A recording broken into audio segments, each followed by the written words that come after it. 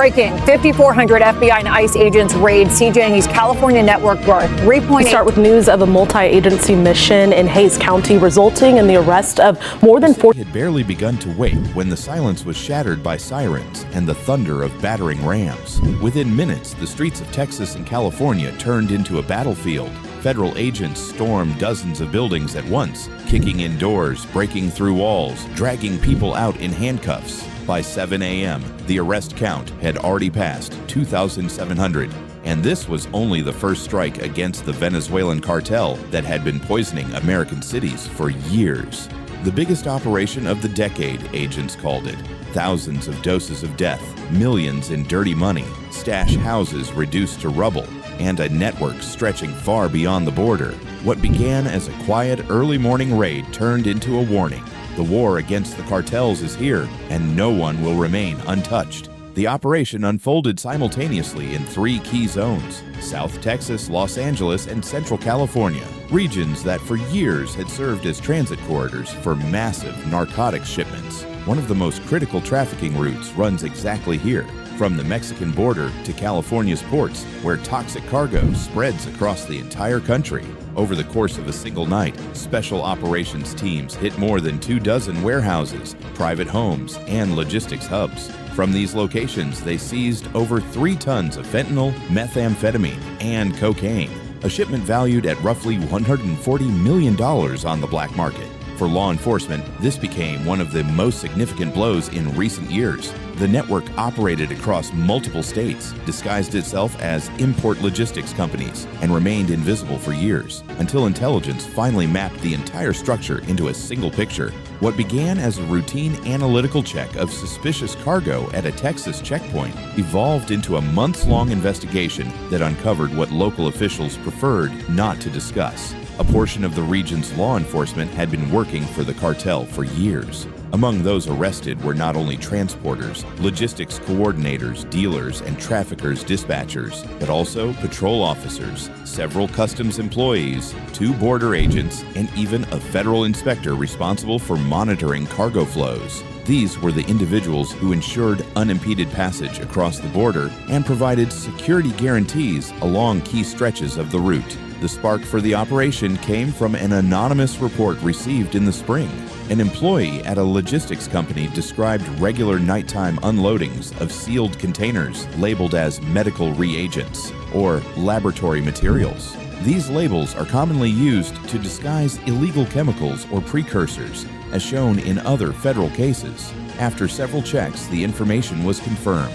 The documents were forged, and the cargo origins were highly questionable. A joint investigative task force was formed. The FBI, DEA, and HSI combined resources, merging field surveillance, wiretaps, financial audits, and tracking of crypto wallets tied to narcotics flows. Investigators pursued at least 5 parallel lines of work: tracking suspicious imports, analyzing customs declarations, covert recording in port zones, personnel vetting, and embedded undercover agents posing as couriers. The investigation revealed a sophisticated scheme. The cartel operated through a network of shell companies registered in Texas, Nevada, and California. On paper, they were involved in international shipping, laboratory equipment imports, or wholesale distribution of dietary supplements. In reality, these businesses served as entry points for dozens of containers labeled as reagents, many of which had been swapped for fentanyl, methamphetamine, or powder bases used to press counterfeit pills.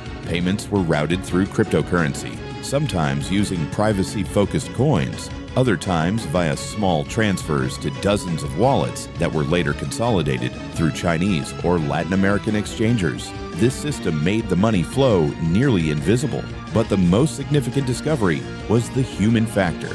When analysts began cross-referencing surveillance footage, customs logs, and truck GPS routes, a pattern emerged. Containers passed through the green corridor only during shifts staffed by specific inspectors. Wiretap intercepts added even more evidence. Several police officers supplied traffickers with intel on patrol movements and highway checkpoints, while border agents relayed exact time windows when controls could be bypassed. Undercover agents posing as couriers played a crucial role.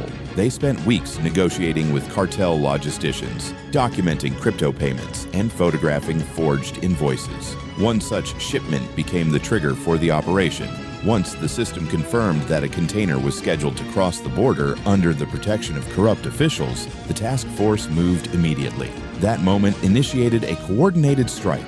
13 synchronized teams deployed across 3 states, at the border, in port facilities, and in storage zones. During the raids, officers seized more than 3 tons of fentanyl, methamphetamine, and cocaine, worth an estimated $140 million. For many agents, it was the largest and most dangerous operation of their careers, given that they were fighting not only the cartel, but also those who were supposed to stop it. According to investigators, the corruption component is what allowed the network to survive for so long. Shipments moved with minimal inspection, routes were adjusted from the inside, and any anomalies in documents were ignored or corrected by people on government payroll. This wasn't just smuggling, it was an entire infrastructure built from traffickers, legitimate companies, and law enforcement officers who betrayed their oath. The investigation continues, and the task force has already announced upcoming arrests. Federal prosecutors believe this is only the tip of the scheme, and some of the corrupt officials involved don't yet realize they are under scrutiny. The Venezuelan cartels behind the supply network did not operate like street crews. They function as full-scale international corporations. Every stage, from production to delivery and money laundering, followed business logistics principles. They had their own chemists overseeing product quality, accountants keeping double books, armed security units, IT specialists managing encrypted communications, and even recruiters who later turned people into forced labor. The narcotics chain began in Southern California, where the cartels maintained several clandestine laboratories. Here, precursors arriving from Mexico and South America were mixed with components imported under the guise of industrial chemicals. Inside specialized rooms equipped with ventilation systems and hydraulic presses, they produced fentanyl, methamphetamine, and cocaine. Some product was packaged immediately, sealed in foil bricks, or pressed into counterfeit pharmaceutical tablets. The rest was shipped to suburban warehouses in Riverside, San Bernardino, and Escondido, where shipments were assembled and prepared for transport to Nevada, Arizona, Texas, and farther east. The cartel's armed units acted as an unofficial private army. Truck convoys were escorted by men carrying assault rifles, and in the red zones of the route, armored pickups with mounted machine guns accompanied the cargo. They didn't just protect shipments, they enforced the supply line, intimidating rival transporters, eliminating witnesses, and at times blackmailing local politicians and law enforcement. Forced labor and human trafficking were fully integrated into the system.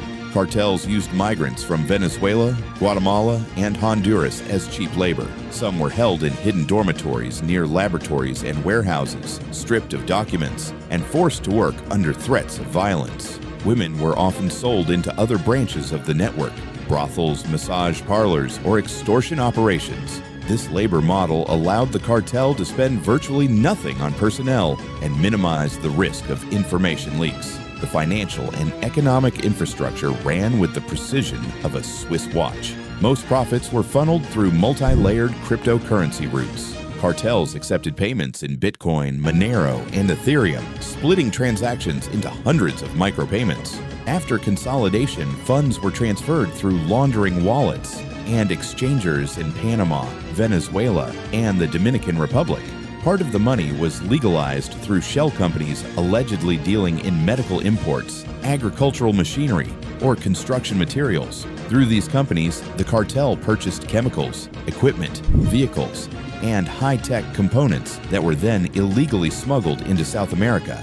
Tech smuggling was one of the most dangerous aspects of the cartel's operations. Alongside narcotics, couriers transported microchips, industrial sensors, night vision and thermal devices, communications gear, and even components with military applications. Some of this equipment ended up in the hands of Venezuelan paramilitary formations or was resold to other groups across Latin America. This not only generated profit, but also provided political protection, making the cartel a useful tool for actors seeking to weaken U.S. influence in the region. The cartel's logistics model mirrored that of a multinational corporation. Suppliers, precursors arrived from Mexico, Colombia, and through offshore routes from China. Chemists and production, Southern California labs turned them into finished product. Warehousing, Suburban hubs stored, labeled, and divided shipments by route. Financial evidence revealed the scale of the empire. Over $4.7 million in cash, crypto wallets holding Ethereum and Monero, metal safes filled with gold bars and luxury watches. Agents recovered hundreds of fake passports, driver's licenses, and ID badges from logistics companies. In the technical rooms, investigators found servers, radios, encrypted tablets, laptops with tampered modems, and software for covert communication. More than 24 trafficked individuals were rescued from cramped rooms, where they were held without documents and forced to work as laborers, couriers, and packers. Among the arrested were route coordinators, drivers, warehouse overseers, and several intermediaries responsible for contacts with corrupt officials. For investigators, the biggest surprise was that the financial architecture of the scheme proved even more dangerous than the narcotics trafficking itself. The same crypto wallets used to pay for weapons, transport, and lab precursors were also used to fund election committees, support friendly officials, and buy stakes in local businesses.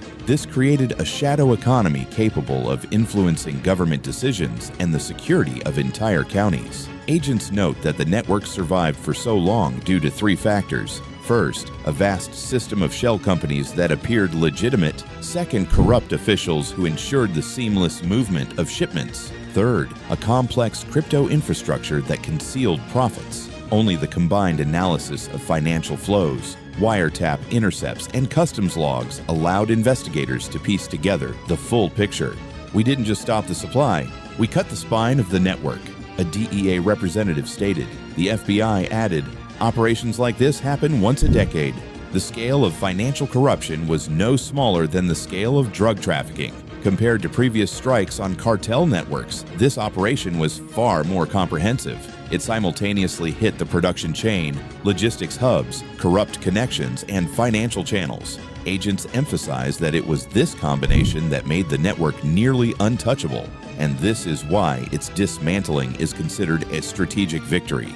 Today, Venezuelan cartels have officially been designated as foreign terrorist organizations, the first time in history such groups have received this status. "We dismantled their network, but the war isn't over," federal agents said. The new designation opens the door to global operations and sends a clear message. From now on, these cartels will be pursued as enemies of the state, not as criminal enterprises.